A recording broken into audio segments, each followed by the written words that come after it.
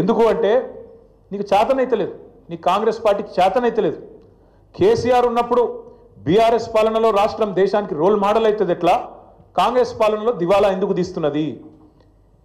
కారణం ఒకటే, ఇది నాయకత్వ లోపం. మీ కాంగ్రెస్ పార్టీ పెట్టిన శాపం తెలంగాణకు. మార్పు పేరుతో మీరు చేసిన దుర్మార్గం ఇది. అందుకే మేమనేది, ఏ ముఖ్యమంత్రి కూడా భారతదేశ చరిత్రలో ఈ 78 ఏళ్లలో తాను పరిపాలిస్తున్న రాష్ట్రానికి నీ శాపాలు పెట్టినోడైతే ఎవడు లేడు.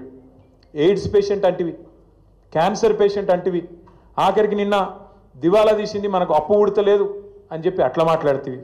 అందుకే నీ దివాలా కోరు మాటలు, నీ ఇంటలెక్చువల్ బ్యాంక్రప్సీ, నీ ప్రభుత్వం యొక్క దివాలా కోరు విధానాలే వాళ్ళ రాష్ట్రం పాలిట శాపాలుగా మారినాయి. సీఎం అనేటోడు ఒక తండ్రి లాంటోడు.